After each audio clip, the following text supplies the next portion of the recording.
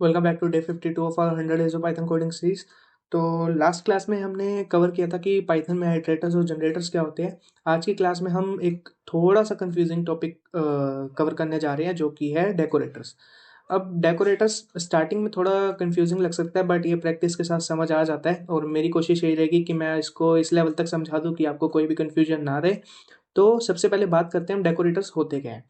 देखो यार, मैं चाहता हूँ कि फंक्शन एक फंक्शन है और मैं उसकी फंक्शनैलिटी को या कुछ उसमें ऐड करना चाहता हूँ या मॉडिफाई करना चाहता हूँ। तो मैं चाहता हूँ कि ये चीज़ पॉसिबल हो, बट मैं कोड में चेंज ना करूँ। तो मैं यूज़ करूँगा यहाँ पे डेकोरेटर का।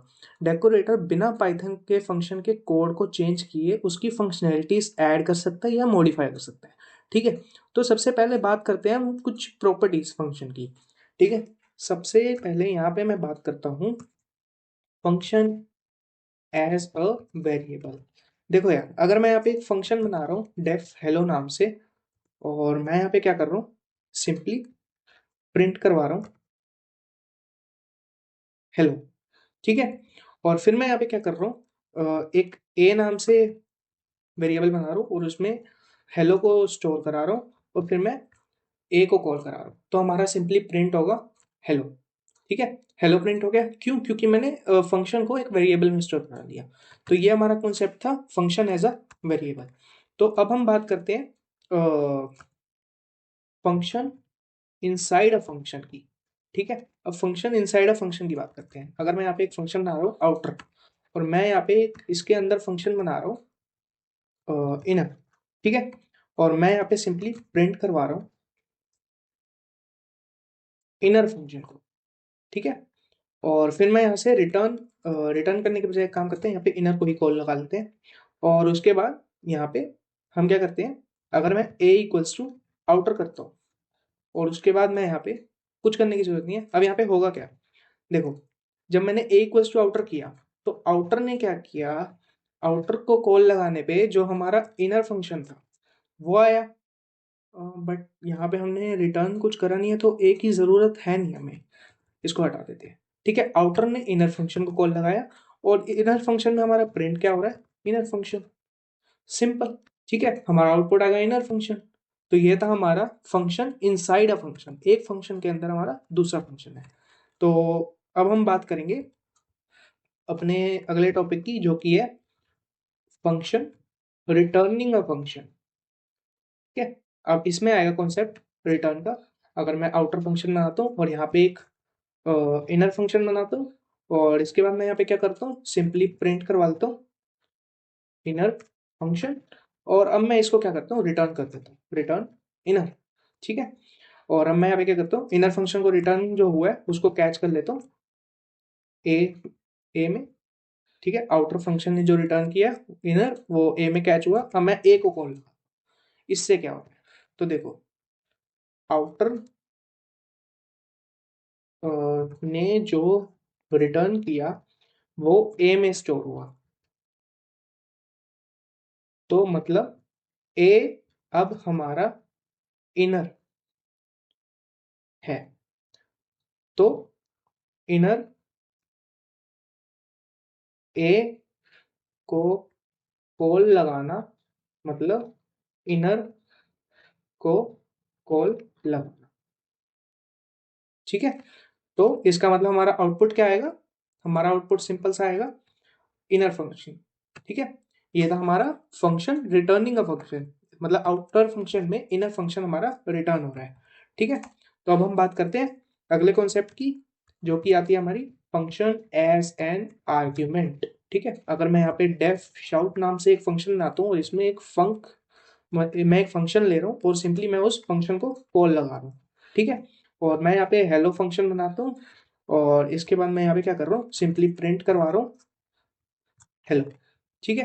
तो अगर मैं यहाँ पे कॉल लगाता हूँ शाउट ऑफ हेलो को, ठीक है, तो क्या होगा, यहाँ पे शाउट शाउट ऑफ हेलो क्या करेगा, हमारा हेलो फंक्शन को कॉल लगाएगा, जिसके चक्कर में हमारा प्रिंट होगा हेलो। तो हमारा आउटपुट आना चाहिए हेलो। ठीक है। आउटपुट आ रहा है हेलो। तो इस ये है हमारा फंक्शन एज एन आर्ग्यूमेंट। तो अब मानो मैं चाहता हूँ मेरा एक फंक्शन है डेफ एड ए कोमा बी, ठीक है, और यहाँ पे सिंपली प्रिंट हो रहा है हमारा ए प्लस बी, ठीक है। तो अगर अब मैं यहाँ पे कॉल लगाता हूँ एड ऑफ 2,5 को, तो हमारा आउटपुट आएगा 7, ठीक है, 7 आउटपुट आ गया। बट अब मैं क्या चाहता हूँ, मैं चाहता हूँ कि ये फंक्शन तो है हमारा, बट मैं चाहता हूँ कि जब भी हमारा ये फंक्शन कॉल हो तो हमारा पहले प्रिंट हो फंक्शन स्टार्टेड और फिर प्रिंट हो फंक्शन एंडेड। मान लो इसके अलावा मैं कोई और फंक्शन बनाता हूँ, उसमें ही मैं चाहता हूँ फंक्शन स्टार्टेड प्रिंट हो फिर फंक्शन एंडेड प्रिंट हो, बट उसको करने के लिए मेरे को हर फंक्शन में एक्सप्लिसिटली बताना पड़ेगा कि पहले प्रिंट हो फंक्शन स्टार्टेड, फिर फंक्शन में वो ऑपरेशन हो, फिर हमारा प्रिंट हो फंक्शन एंडेड। इसी जो प्रॉब्लम को सॉल्व करने के लिए हमारा आता है डेकोरेटर काम में, ठीक है। मैं सिंपली यहाँ पे क्या करूँगा, एक डेकोरेटर बनाता हूँ माई डेकोरेटर के नाम से, ठीक है। अब डेकोरेटर होता क्या है, डेकोरेटर लेगा फंक्शन एक आर्ग्यूमेंट की तरह, उसने ले लिया फंक्शन, ठीक है। और अब यहाँ पे क्या होगा, वो जो फंक्शन वो आर्ग्यूमेंट की फॉर्म में लेगा वो उसको रैप कर देगा कुछ और फंक्शनैलिटीज के साथ रैप कर देगा। तो इसलिए मैं इसका नाम रख रहा हूँ रैपर, ठीक है।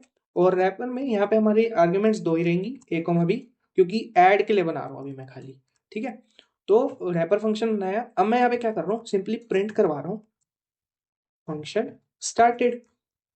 अब जो आर्ग्यूमेंट्स मेरे को रैपर में मिली मैं उसको पास कर रहा हूँ फंक्शन में, ठीक है, ए कॉमा बी, ठीक है। और अब मैं यहाँ पे प्रिंट करवा रहा हूँ फंक्शन एंडेड, ठीक है। और उसके बाद मैं यहाँ से सिंपली रिटर्न कर रहा हूँ रैपर। तो देखो यार अब कैसे बात बनेगी यहाँ पे। अब मैंने क्या किया, मैंने ऐड फंक्शन को डेकोरेट करना था तो मैंने ऐड फंक्शन को माई डेकोरेटर से डेकोरेट कर दिया, ठीक है। माई डेकोरेटर ने ऐड फंक्शन को लिया और उसको रैप कर दिया और फंक्शनैलिटीज के साथ। अब मैं अगर ऐड को कॉल करता हूँ, अगर मैं ऐड को अब मैं कॉल करता हूँ 2,5 के साथ ही, तो काम कैसे करेगा ये। तो देखो यार हम एक काम करते हैं, ये भी मैं एक बार बता देता हूँ। देखो ऐड 2,5 अब डेकोरेट हो चुका है, तो ऐड 2,5 ऐड में हमारा आया क्या, रैपर फंक्शन। तो ऐड 2,5 ने क्या किया, कॉल लगाया रैपर 2,5 को, ठीक है। तो रैपर 2,5 ने क्या किया, सिंपली प्रिंट करवाया फंक्शन स्टार्टेड। और उसके बाद क्या हुआ, यहाँ पे हुआ मतलब कि जो हमारा ऐड ऑफ 2,5 कॉल हुआ, जो कि हमारा ऐड फंक्शन है ये वाला 2,5 जो हमारा प्रिंट करवा देगा 7। तो यहाँ पे सिंपली प्रिंट हो जाएगा हमारा 7। उसके बाद क्या होगा, प्रिंट होगा फंक्शन एंडिंग। और उसके बाद हमारा क्या होगा, रैपर फंक्शन एंड हो जाएगा और प्रोग्राम भी हमारा एंड हो जाएगा। तो हमारा आउटपुट क्या आएगा, फंक्शन स्टार्टेड 7 फंक्शन एंडेड, ठीक है। तो इस तरीके से मैंने क्या किया, फंक्शन को डेकोरेट कर दिया, मतलब उसमें कुछ एक्स्ट्रा फीचर्स मैंने ऐड कर दिए उसके कोड को मॉडिफाई करे बिना। देखो यहाँ पे मैंने ऐड के कोड में कुछ भी चेंज नहीं किया, तब भी हमारा आउटपुट ऐसे आया है। तो ये था हमारा पहला वे फंक्शन को डेकोरेट करने का। अब दूसरा तरीका क्या होता है, देखो दूसरे तरीके में क्या होगा, अब इसको सिंपल से मैं क्या करूंगा, यहाँ पे एट द रेट यूज करूंगा और उसके बाद my decorator. At the rate syntax से क्या होगा, at the rate my decorator पहले कॉल होगा, तो ये सिंपली इंटरनली हो यही रहा है, पाइथन अंदर लिख रहा है कि ऐड जो है वो अब हमारा डेकोरेट हो गया, ये माई डेकोरेटर ऐड, ठीक है, इस तरीके से। तो अब ये डेकोरेट हो गया, आउटपुट हमारा अब भी सेम आएगा, फंक्शन स्टार्टेड 7 फंक्शन एंडेड। तो ये था हमारा कॉन्सेप्ट डेकोरेटर का, कि डेकोरेटर काम कैसे करता है, ठीक है। तो अब हम बढ़ते हैं अगले कॉन्सेप्ट की तरफ। अब मैं चाहता हूँ कि एक जेनरिक डेकोरेटर लिख दूं मैं, या मैं ये चाहता हूँ कि एक ऐसा डेकोरेटर फंक्शन लिखूं जो सारे फंक्शंस के लिए काम करे, ठीक है। तो उसके लिए सिंपली मैं क्या करूंगा, यहाँ पे माई डेकोरेटर नाम से ही एक क्लास बना, ओ सॉरी फंक्शन बना लेता हूँ, और इसमें हमारा फंक्शन आ रहा होगा आर्ग्यूमेंट की फॉर्म में, और इसके अंदर मैं रैपर फंक्शन बना रहा हूँ। इसके अंदर अब मैं क्या करूंगा, आर्क्स और क्वार्क्स का यूज करूँ, मतलब कि कितने ही नंबर ऑफ आर्ग्यूमेंट्स आ जाए या कीवर्ड आर्ग्यूमेंट्स आ जाए ये हमारा काम करेगा। अभी आर्ग्स और क्वार्क्स क्या है, ये मैंने फंक्शन आर्ग्यूमेंट्स पे बात करी थी, आप एक बार जाके उस वीडियो को भी चेक कर सकते हैं। तो अब मैं यहाँ पे सिंपली क्या करूँगा, प्रिंट करवा दूंगा फंक्शन स्टार्टेड, ठीक है। और अब मैं क्या करूँगा, यहाँ पे फंक्शन को कॉल कर लूँगा, मान लो फंक्शन में आर्ग्स और क्वार्क्स, ठीक है। और अब मैं यहाँ पे प्रिंट करवा दूंगा फंक्शन एंडेड, और उसके बाद मैं सिंपली रिटर्न कर दूंगा रैपर को। तो देखो यार, अब ये किसी भी नंबर ऑफ आर्ग्यूमेंट्स के लिए काम करेगा।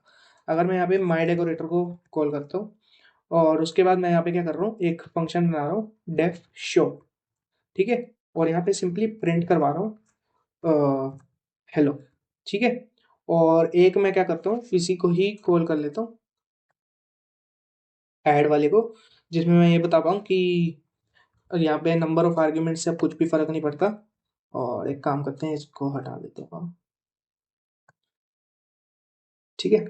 तो अब मैं क्या करता हूँ, यहाँ पे पहले कॉल करता हूँ शो को, ठीक है। और अब मैं कॉल करता हूँ ऐड को, जिसमें 2,5 पास कर। तो अब हमारा आउटपुट क्या आएगा, तो देखो यार, पहले आएगा हमारा आउटपुट फंक्शन स्टार्टेड, फिर आएगा हेलो, फिर फंक्शन एंडेड, फिर आएगा फंक्शन स्टार्टेड, फिर आएगा 7 फंक्शन एंडेड। तो हमारा आउटपुट आया function started hello function ended, फिर आया फंक्शन स्टार्टेड 7 और फंक्शन एंडेड, ठीक है। तो इस तरीके से मैंने एक जेनरिक जेनरिक कह रहा हूँ मैं, सॉरी, मैंने एक जेनरिक यहाँ पे एक डेकोरेटर बना दिया, जिससे क्या हुआ, कितने भी नंबर ऑफ आर्ग्यूमेंट्स आ जाए वो हमारा डेकोरेटर काम करेगा ही करेगा। अब मैं एक काम करता हूँ, इसका रियल लाइफ एग्जांपल बताता हूँ कि ये कहाँ पे यूज हो सकता है। तो देखो यार, मैं चाहता हूँ कि एक प्रोग्राम जब रन हो रहा है, तो उसमें क्या हो कि मेरे को ये बता दे कि कितना टाइम लगा उस प्रोग्राम को रन करने में। तो मैं यहाँ पे सिंपली एक टाइमर नाम से डेकोरेटर बनाता हूँ, ठीक है। टाइमर नाम से डेकोरेटर बनाया, डेकोरेटर फंक्शन लेगा आर्ग्यूमेंट में। तो यहाँ पे अब मैं रैपर बना, अब वो रैप क्या कर रहा है उस फंक्शनैलिटी में, वापस से मैं लेता हूँ आर्क्स और क्वर्क्स, ठीक है। अब मैं क्या कर रहा हूँ, यहाँ पे स्टार्ट कैलकुलेट करूंगा। अब स्टार्ट कैलकुलेट कैसे होगा, मेरे को अभी का टाइम चाहिए, ठीक है। मैं यहाँ पे इसके लिए यूज करूंगा टाइम मॉड्यूल का, और यहाँ पे सिंपली क्या करूंगा, टाइम डॉट टाइम, मतलब कि टाइम मॉड्यूल के टाइम फंक्शन को यूज करूंगा। और उसके बाद मैं क्या करूंगा, यहाँ पे कॉल कर लूंगा अपने फंक्शन को, ठीक है, जिसमें हमारे वही नंबर ऑफ आर्ग्यूमेंट्स रहेंगे, आर्क्स और क्वर्क्स, ठीक है। और अब मैं क्या करूंगा, एंड कैलकुलेट कर लूंगा टाइम डॉट टाइम से। और इसके बाद मैं क्या करूंगा, यहाँ पे सिंपली, अब यहाँ पे मैं प्रिंट करवा दूंगा और टाइम टेकन, और इसके बाद यहाँ पे सिंपली एंड में से स्टार्ट को माइनस कर दूंगा।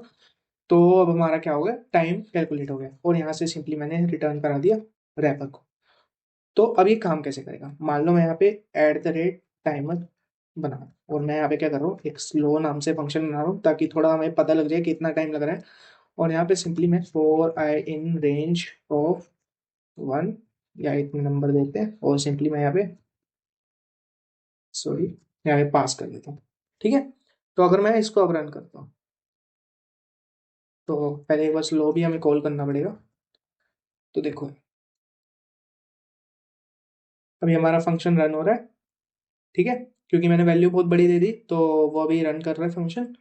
तो जैसे ही अभी हमारा स्टार्ट कैलकुलेट हो चुका होगा, अब फंक्शन रन कर रहा है, उसके बाद हमारा कैलकुलेट होगा एंड, फिर हमारा प्रिंट होगा time taken and minus start, मतलब कि टोटल टाइम कितना लगा हमारे फंक्शन को रन करने में, ठीक है। तो अभी तक ये रन कर रहा है, कुछ ज़्यादा ही बड़ी वैल्यू दे दी मैंने। हम्म, क्या टर्मिनल को एग्जिट करना चाहिए। हम्म, हम्म, हम्म, काफी टाइम लेगा, कुछ ज्यादा ही बड़ी वैल्यू होगी। एक काम करते हैं, हम एग्जिट कर देते हैं, ठीक है, कीबोर्ड इनपुट। तो यहाँ पे मैं क्या करता हूँ, थोड़ी वैल्यू को छोटी कर देता हूँ, और अब मैं इसको रन करता हूँ, ठीक है। अभी भी कुछ ज्यादा ही बड़ी वैल्यू हो गई, आई गेस स्टार्ट कैलकुलेट हो चुका होगा, फंक्शन अभी भी रन कर रहा है।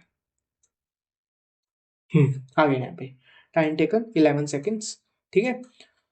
तो इस तरीके से मैंने क्या किया, यहाँ पे टाइमर फंक्शन बना दिया, टाइमर डेकोरेटर बना दिया। ठीक है, तो इस तरीके से मैंने फंक्शन की फंक्शनैलिटीज़ को चेंज कर दिया बिना उसका कोड मॉडिफाई करे। यहाँ पे कोई भी मैंने स्लो फंक्शन में मेंशन नहीं करा, टाइम को कैलकुलेट करो, उसका यूज़ करके मेरे को बताओ कि स्टार्ट कितना मतलब कितना टाइम लग गया प्रोग्राम को रन करने में। तो ये था हमारा डेकोरेटर्स का कॉन्सेप्ट। अब इसका रियल लाइफ यूज़ केस कहाँ आता है, ये लॉगिंग में, ऑथेंटिकेशन में, फ्रेमवर्क्स में जैसे जेंगो या फ्लास्को या टाइमर में, इन सब में काम आता है। ठीक है, तो ये था हमारा डेकोरेटर का कॉन्सेप्ट। अपने एंड से आप ट्राई कर सकते हैं। लाइक एक डेकोरेटर ऐसा बनाओ कि फंक्शन कितनी बार कॉल हो रहा है वो उसका काउंट प्रिंट करके दे दे, या एक डेकोरेटर बनाओ जो फंक्शन के कॉल होने मतलब फंक्शन रन होने से पहले हेलो प्रिंट करे। ठीक है, तो ये अपने एंड से आप प्रैक्टिस कर सकते हैं। और आज की वीडियो में बस इतना ही था। और अगर कोई डाउट हो तो कमेंट सेक्शन में ज़रूर मेंशन करना, मैं उस डाउट को क्लियर करने की बिल्कुल कोशिश करूँगा। तो वीडियो पसंद आई हो तो वीडियो को लाइक करें, चैनल को सब्सक्राइब करें और कमेंट में ज़रूर बताएं अगर आपको किसी स्पेसिफिक टॉपिक पे वीडियो चाहिए तो आज की वीडियो में बस इतना ही। मिलते हैं अगले दिन में, जो कि होगा हमारा डे 53, जिसमें हम कवर करने वाले हैं context management, contact sorry context manager. ठीक है, तो आज की वीडियो में बस इतना ही। तब तक के लिए thank you, bye bye, take care.